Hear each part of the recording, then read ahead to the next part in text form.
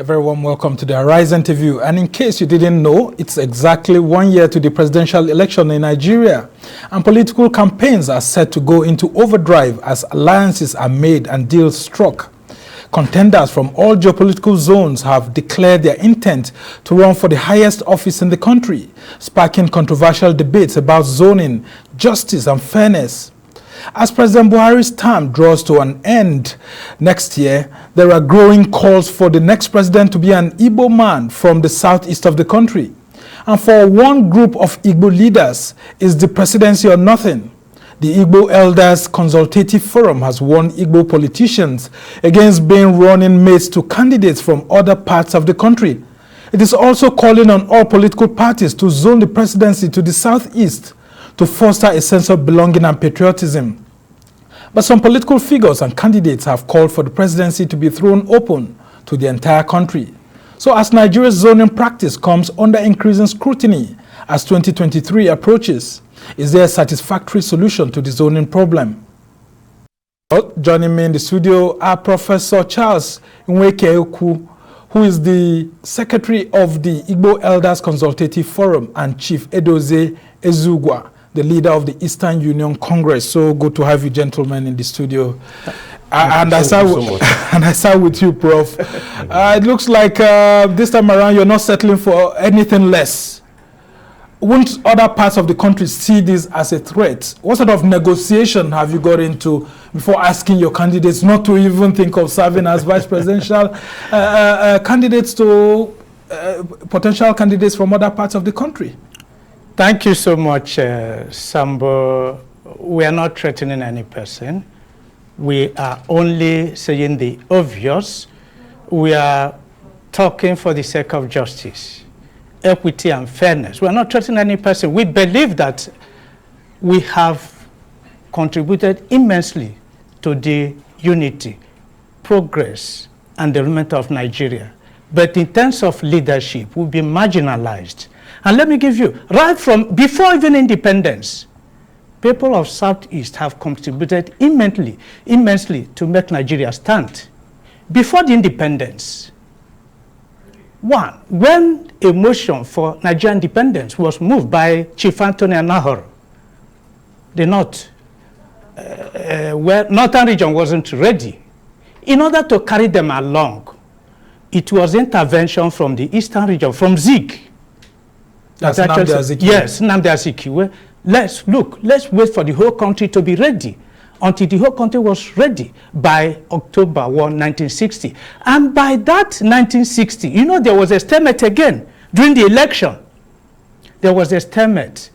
And Zik had to make great sacrifice again for Tafawa Balewa to be appointed prime minister. You know that. 1979 again, during the Second Republic, you know, when there were three major runners-up, Shagare won 5 million something votes, Awolowo 4-point-something million votes, Zik almost 4.2, and there was a stalemate again.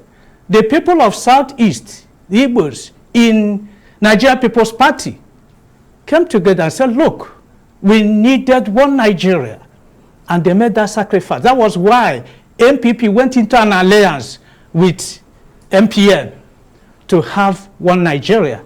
Especially in the controversial issue of the 12 to 12. Yeah, yes. I remember at the time Chief Obafemi Awolowo of the Action Group went to court to challenge the thing.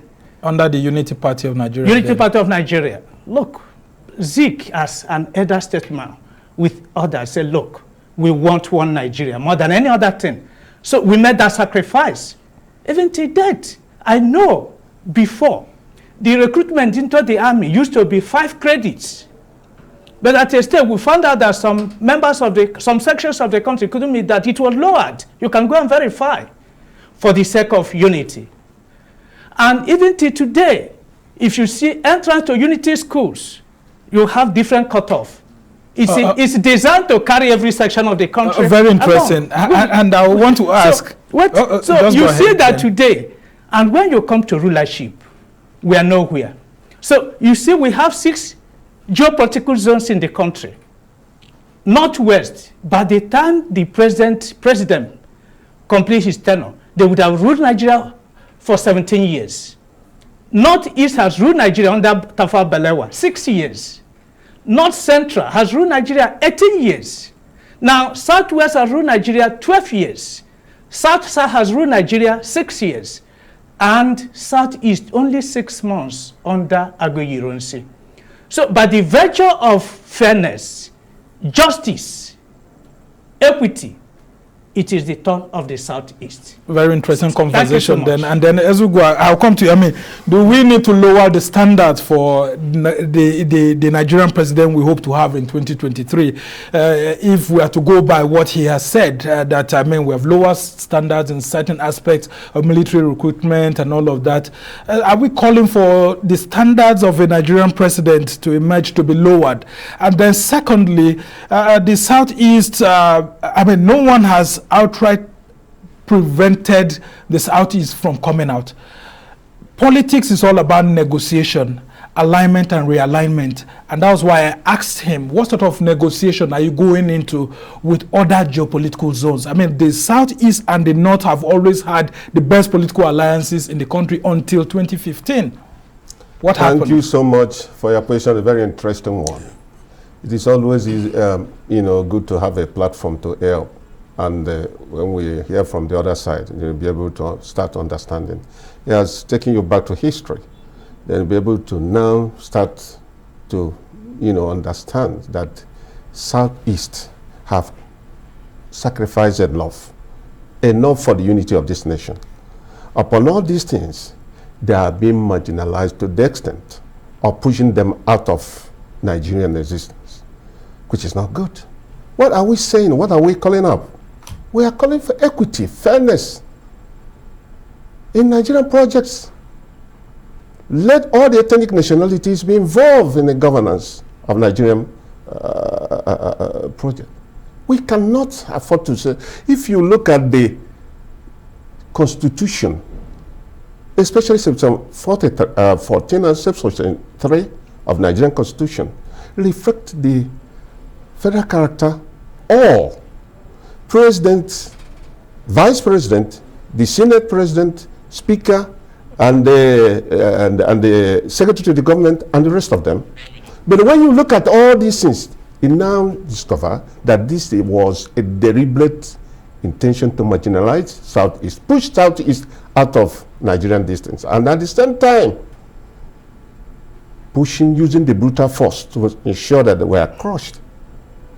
What are we saying? Is there anything we have done that warrant us to be treated like this in Nigeria? We have made a very serious sacrifice. You ask me a question now on the basis of, do we have to lower the standard? No. The world changes everything. You cannot afford to start lowering a standard on this digital world we have.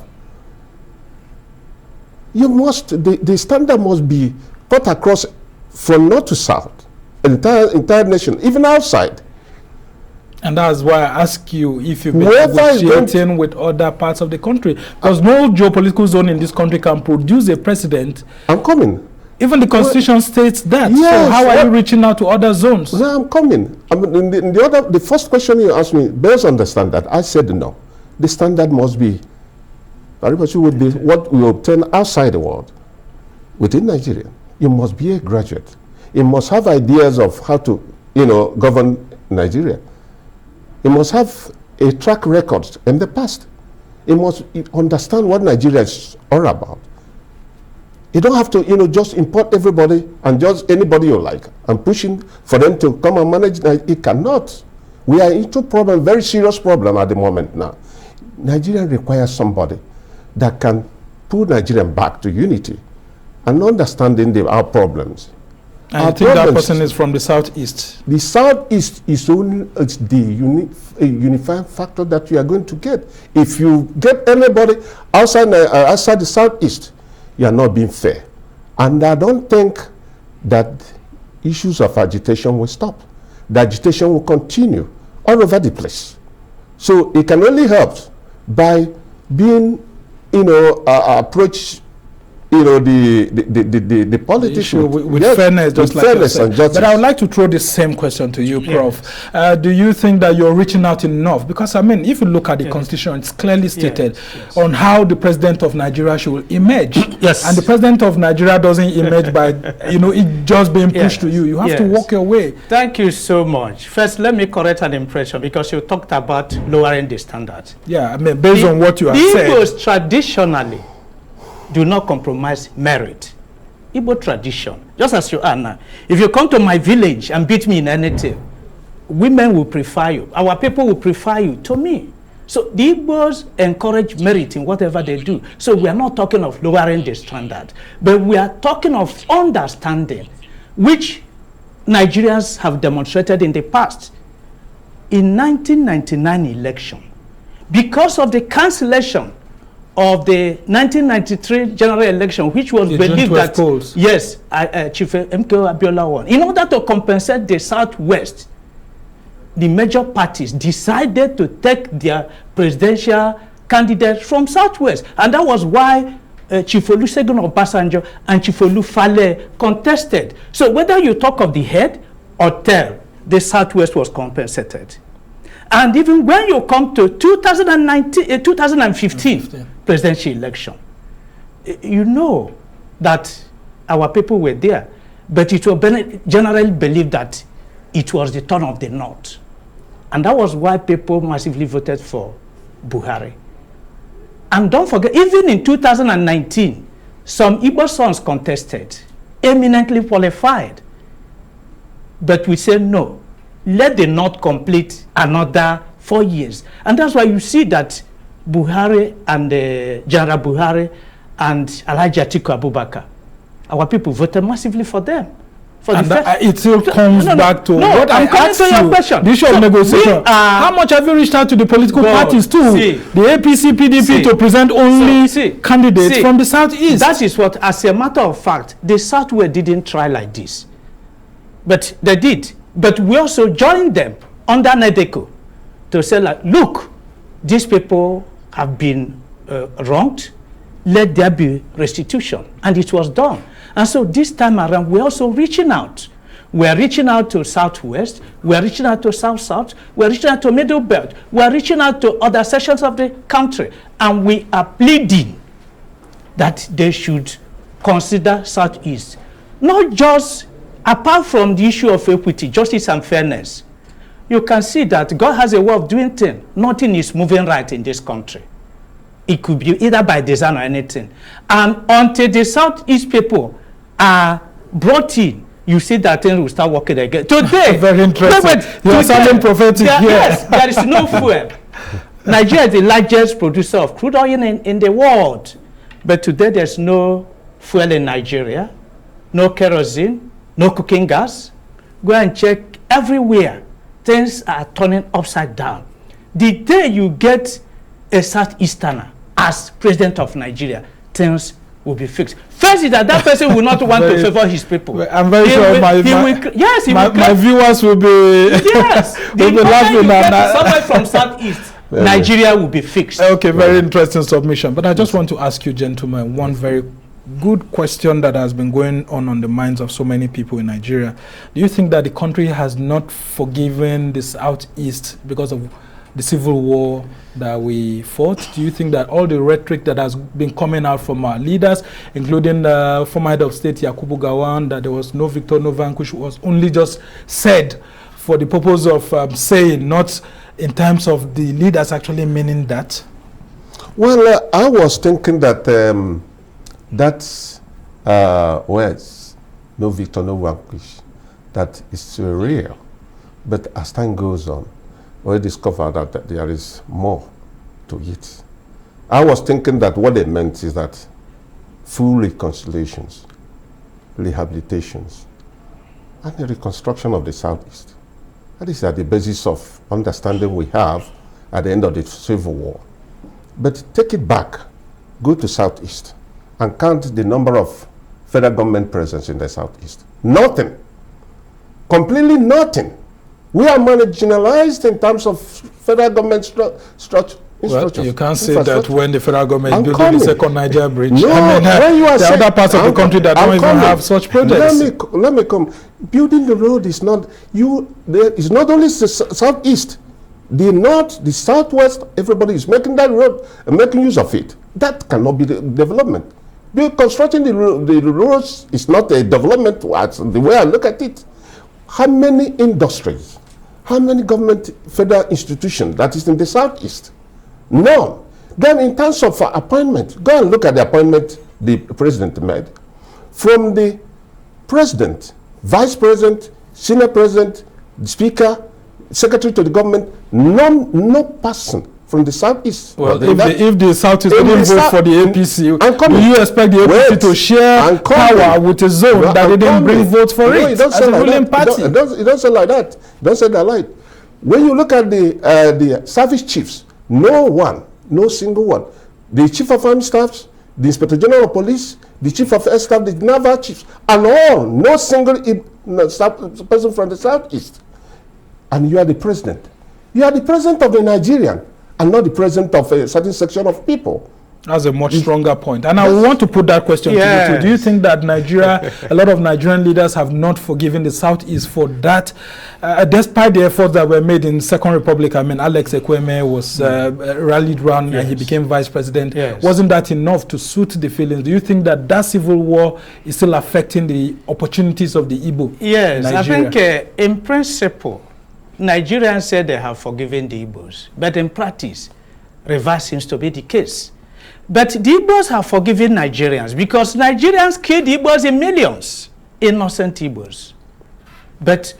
And to show you that Igbos have forgiven them, even in your village, Sambo, if you go there today, you see Igbos investing, using their personal money to invest there. If you go to any state in Nigeria, take out the indigens, the Igbos are the next there in terms of investment, in terms of any. So the Igbos take every part of Nigeria as their own.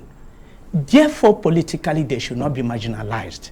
And so you'll find out that, just as he said, we have a constitution under section 14, subsection 3, that talks about federal character, that the government of the federation and these agencies should, in whatever it does, reflect the federal character of Nigeria in order to give every part of the country a sense of belonging.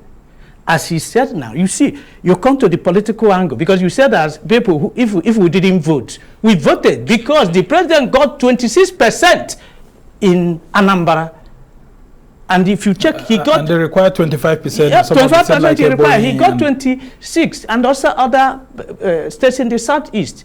But in 1999, Southwest didn't vote for Chief Olusegun Obasanjo, and they got many portfolios. They were not excluded. They were not excluded. And so, the issue we are talking, so you see the extent of the marginalization of the Igbos. As he said, you will have number 1 to 6 positions: the president, vice, senior president, speaker, chief justice of federation, and secretary to the government. One position is supposed to be occupied by somebody from Southeast. We are not occupied. You go to the defense. In fact, we have service chiefs, chief of naval staff, chief of defense, chief of army staff, inspector general of police, and the others. We don't have any. Don't know. You even come to ministries, what you call grade A ministries, such as finance, education, defense, works and housing, internal affairs. No person from Southeast. And now, if you go on and go on, you see the same thing. Yet, these are the people. Come to Abuja here. We use our personal money and develop every part of Nigeria. But in politics, we excluded. And we are saying Nigeria enough is enough. Very interesting submission you've got there, Prof. And I just want to put this to you, gentlemen. You've brought this idea that if any Igbo son decides to be a running mate to any presidential candidate, you will sanction the person. And I will ask, sometimes, I mean, politics is all about interest and personal choice. People have their constitutional rights, including people from the Southeast, to follow whoever they choose to. Why would you say you will sanction anyone from the Southeast who decides to be a vice presidential candidate to anyone who calls him or her to come and be a vice presidential candidate? And let me say this. It's not a question, it's not a personal issue. You know, we took a very deep discussion, so before we are finally allowed to listen. It's a kind of question to entire Nigerians. Can we just be excluded in the administration of Nigeria? Yeah, but you know, in trying to also be fair, look at other tribes. It's not only the Igbos, the Hausa and Yorubas. We have over 500 languages in Nigeria. We're not talking of tribes. We're talking of zones. Let me reply. In 1994, when they have the constitutional, conference set then by the Abacha and the rest of them, an understanding was that, I think that was developed by late Alex Ekweme, that let there be geopolitical zones, so that issues of leadership will revolve within those geopolitical zones. What is the essence of it? To make sure that all the ethnic nationalities will be involved in Nigerian project, and they create a kind of a platform where they will have voice in how things are being run. You test it, then you start feeling that you are part and parcel of Nigeria. Wherever you can be able to defend Nigerian interest. Now, after the June 12th, we can take that one as an emergency or something. But to compensate the Southwest, the understanding between all the political parties, both the NPP or AP, as at that time, and the PDP. Very quickly, try to run so understanding was that the Southwest has to be, allowed to take a shot in the political space, and all the political party fielded all candidates from the Southwest. Then we allowed that. Then after the Obasanjo administration, then came for the second edition, the power to return to the North. And when the power eventually returned to the North, the Yeredua was there, and he contested. Musa Yeredua contested with this President Buhari.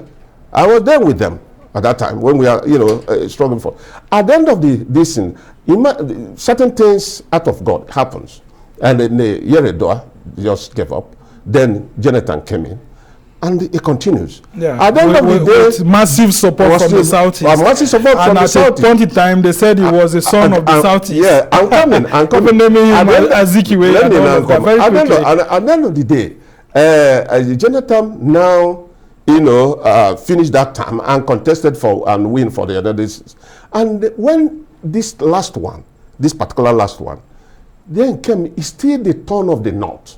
So on that, Buhari, being the president, of course, you have that opportunity of recontesting this for the second time. In PDP, the entire Southeast as a whole and South mobilized themselves, gave Atiku very massive support. And they have never given it to anybody. Yeah, but Atiku didn't win. Atiku didn't win. No, we don't have enough time. You pushed your luck towards one person. But at that time, all of them from the North. Okay, you actually mentioned some names. All of them from the North. And I just want to put it to you, ask you some question. When you hear of Rotimi Amechi in this federal government, Amechi is an Igbo name. Yes. You hear of Lucky Rabo, who is of Igbo extraction. Yes. You hear of people like Godwin Emefiele and all of that. People of Igbo extraction, but which may not necessarily come from the Southeast zone. Are you in one way or the other pushing them aside and saying that they are not sons of Igbo extraction? No. Sorry, let's allow Prof to answer. We are not pushing any person. Are you saying that they are not genuine sons of Igbo land? No. We are not saying that. Amechi is an Igbo name. We have nothing against him. But Nigerian politics is done on zonal basis, not ethnic nationality. It's not done on Hausa. Yeah, but when you talk of national security, you have the chief of defense staff, Lucky Rabo, coming from the Anioma. We are talking of the zone. We are talking about geopolitical zones. We are saying that there is no person from the Southeast. And we are talking of that, you have people there. So long as you marginalize the people there, forget that area is predominantly dominated by the Igbos. But we are talking of zone. We are not talking should come from Southeast, that very zone. We are not talking. We are not saying that any person is not an Igbo. No. Emefle is an Igbo son. Amechi is an Igbo son. We are not saying, but we are saying southeast because we have presidential materials in southeast. When you get to the south side, when you get to south you side, also didn't answer that question, which I'd asked. The question was that why would you want to sanction certain people who have constitutional rights to decide to be vice presidential candidate to anyone that they choose? See, the Igbos have met, especially the Igbo elders, say, look, we want to give Nigeria a brand president. A president that will turn things around. It's either we have that president or we don't have it. There are people who are trying to sabotage that effort. People from the southeast. Well, they haven't come out. We had rumors says that. Right. So we are saying for the avoidance of doubt. If what the rumor says is true, the Igbos will deal with such people. We agree that every person has rights. Yeah, and I'll be interested to know how you would deal with such persons. No. The Igbos have a way. No. The Igbos have a way of rewarding illustrious sons and daughters, as well as reprimanding them. They have that way, and they know. And so the Igbos have said, we want the president of this Nigeria, come 2023. We want to look, during the Civil War, the Igbos had very quickly, because we are yes, the Igbos didn't import anything, but the Igbos fought war. Biafra fought war for 30 months. They produced literally everything.